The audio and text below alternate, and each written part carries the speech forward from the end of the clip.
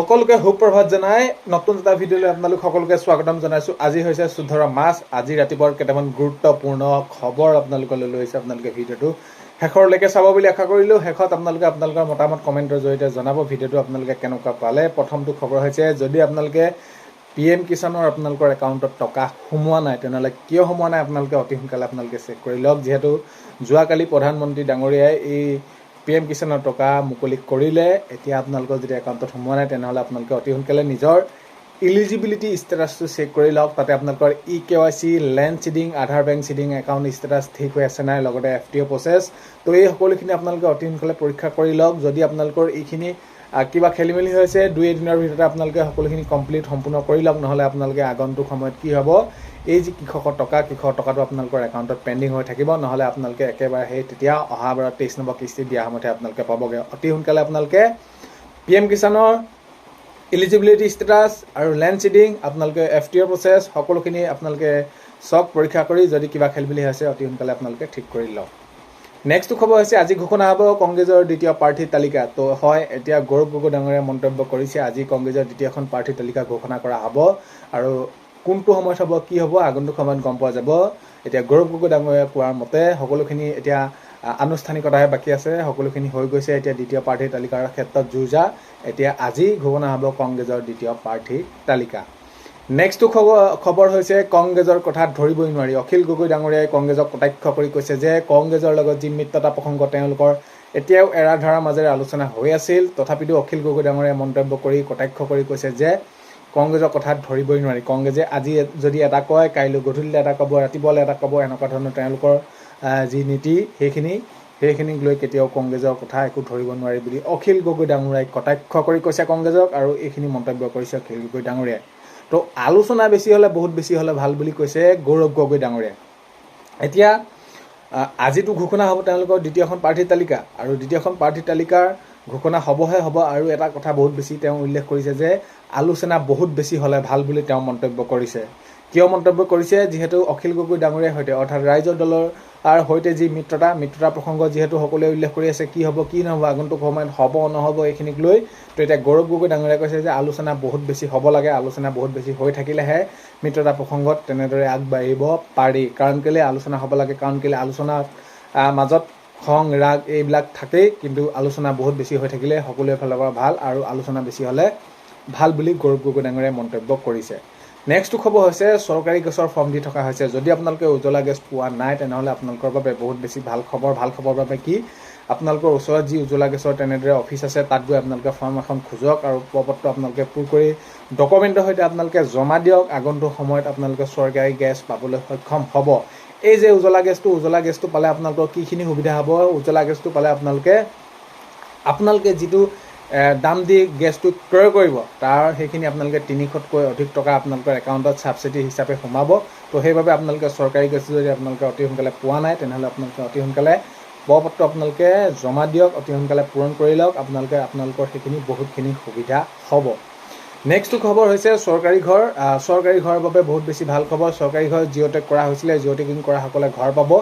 এতিয়া আপোনালোকৰ মনত আছে যে আপোনালোকে নিজেই চেল্ফ জিঅ'টেক কৰিছিল, নহ'লে আপোনালোকৰ চৰকাৰী ফালৰ পৰা আপোনালোকৰ ঘৰত জিঅ'টেক কৰিছিলে, কিন্তু পিছৰ পৰ্যায়ত আপোনালোকে লিষ্ট প্ৰকাশ পালে, আৰু লিষ্ট প্ৰকাশ পোৱাৰ পাছত আপোনালোকৰ সকলোখিনি ডকুমেণ্টছ আকৌ তেনেদৰে তেওঁলোকে সেইখিনি আপডেট দিছে।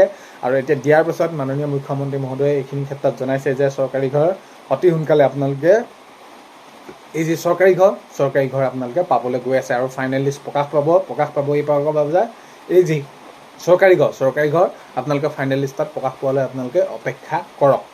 নেক্সট খবৰ হৈছে, অৰুণোদয় কাটি দিয়াৰ নামত খুব মহিলাৰ তো হয়। প্ৰথম পৰ্যায়ৰ পৰা পাই আহিছিলে কিছু মহিলাই, দ্বিতীয় পৰ্যায়ৰ পৰা তেওঁলোকে পাই আহিছিলে, কিন্তু এতিয়া তেওঁলোকে যিটো 9,000 টকা পাম বুলি ভাবি আছিলে, সেই 9,000 টকা অৰুণোদয় আঁচনিত তেওঁলোকে সেইখিনি মহিলাসকলে নাপালে। এতিয়া অৰুণোদয় আঁচনি যিসকলে নাপালে তেওঁলোকে বহুত বেছি চিন্তা কৰি আছে পাম নেকি বুলি। এইখিনিতে মই আপোনালোকক ক্লিয়াৰিফিকেশ্যন এটা দি দিব বিচাৰিছোঁ। আপোনালোকে নিশ্চিত থাকক যে এই অৰুণোদয় আঁচনিৰ টকাটো যি 10 তাৰিখৰ দিনাখনি মাননীয় মুখ্যমন্ত্ৰী মহোদয়ে এইখিনি আপোনালোকলৈ আগবঢ়ালে, যাৰ একাউণ্টত নোসোমালে মই এটা লং ভিডিঅ'ত আপোনালোকক জনাইছিলোঁ। যদি আপোনালোকৰ কিবা কাৰণত আপোনালোকে আকৌ পত্ৰ দিছিলে, জমা দিছিলে, আপোনালোকৰ নামো আহিছিলে, তথাপিতো যদি আপোনালোকৰ একাউণ্টত সোমোৱা নাই তেনেহ'লে আপোনালোকৰ আধাৰ বেংক একাউণ্টত লিংক হৈ থকা নাই, অতি সোনকালে লিংক কৰি ল'ব। আপোনালোকে চাব, তাৰ পিছৰ পৰ্যায়তে আপোনালোকৰ সেইটো সোমাই যাব, কাৰণ কেলৈ আপোনালোকৰ সেইটো পেণ্ডিং হৈ আছে। বাকী যিসকলৰ নাম অহা নাই, ধৰি লওক কাটি দিয়াৰ পাছত কাটি দিয়া গ'ল যিসকল মহিলাই পাবলগীয়া তেওঁলোককো কাটি দিয়া গ'ল দেখা গ'ল তেনেকুৱা সেইখিনি মহিলাই এইকেইদিন খুব প্ৰকাশ কৰি জনাইছে আৰু তেওঁলোকৰ মহিলা যদি ভাবি আছে যে অৰুণোদয় আঁচনি পাম তেওঁলোকে আশাটো কৰা বাদ দিয়ক কাৰণ কেলৈ আপোনালোকক এইখিনি জনাই দিছোঁ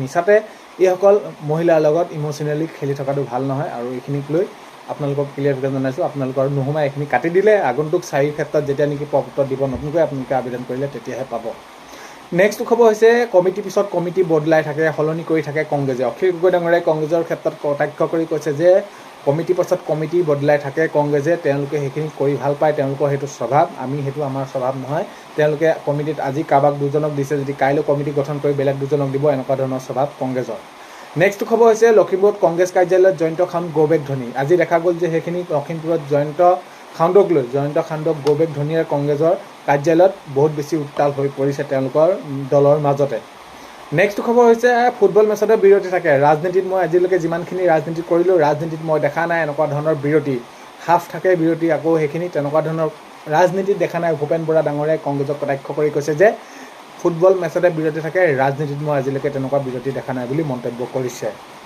নেক্সট খবৰ হৈছে আনুষ্ঠানিকভাৱে ৰাইজৰ দল আৰু কংগ্ৰেছৰ মিত্ৰতা ভংগ হয় এতিয়া আনুষ্ঠানিকভাৱে ৰাইজৰ দলে সেইখিনি ঘোষণা কৰিলে কংগ্ৰেছৰ লগত মিত্ৰতা ভংগ কাৰণ কেলৈ কংগ্ৰেছে আজি এটা কয় কাইলৈ এটা কয় আৰু আমি যিকেইটা আমি সমষ্টি বিচাৰিছিলোঁ তাক লৈ তেওঁলোকে সেইখিনি দিব বিচৰা নাই আৰু তেওঁলোকৰ যি প্ৰথম প্ৰাৰ্থী তালিকা আৰু দ্বিতীয় প্ৰাৰ্থী তালিকাৰ ক্ষেত্ৰত আমাক কোনো ধৰণৰ সেইখিনি তেনেদৰে মিত্ৰতা আলোচনা হৈ আছে বুলি কোৱাৰ মাজতো তেওঁলোকে সেইখিনি আমাক কোনো ধৰণৰ লগ নিদিলে এইখিনি ক্ষেত্ৰত লৈ আৰু মই বিশেষ আমি বহলাই নাথাকোঁ এতিয়া আনুষ্ঠানিকভাৱে ৰাইজৰ দল আৰু কংগ্ৰেছৰ মিত্ৰতা ভংগ কৰিলে ৰাইজৰ দলৰ নেক্সট খবৰ হৈছে আজি প্ৰধানমন্ত্ৰী ডাঙৰীয়াৰ দ্বিতীয়টো দিন আজি দ্বিতীয়টো দিনত বহুতকেইটা কাৰ্যসূচীত অংশগ্ৰহণ কৰিব মাননীয় প্ৰধানমন্ত্ৰী ডাঙৰীয়াই যোৱাকালি আমি দেখিলোঁ যে বহুতকেইটা কাৰ্যসূচীত অংশগ্ৰহণ কৰিলে মাটি পতা দিলে চাহ শ্ৰমিকসকলক PM কিষাণৰ সেইখিনি উদ্বোধন কৰিলে কোকৰাঝাৰত বিভিন্ন ধৰণৰ এইখিনি কাৰ্যসূচীত অংশগ্ৰহণ কৰিলে সেইখিনি মাননীয় প্ৰধানমন্ত্ৰী ডাঙৰীয়াই আজি দ্বিতীয় দিনত কেইবাটাও কাৰ্যসূচীত অংশগ্ৰহণ কৰিব মাননীয় প্ৰধানমন্ত্ৰী ডাঙৰীয়াই নেক্সট খবৰ হৈছে প্ৰাদেশিকীকৰণ পৰ্টেল ভেঞ্চাৰ বিদ্যালয়সমূহ যিসমূহ ভেঞ্চাৰ বিদ্যালয় প্ৰাদেশিকৰণ প্ৰক্ৰিয়াক লৈ পিনি এইখিনি পৰ্টেল মুকলি কৰি দিছিলে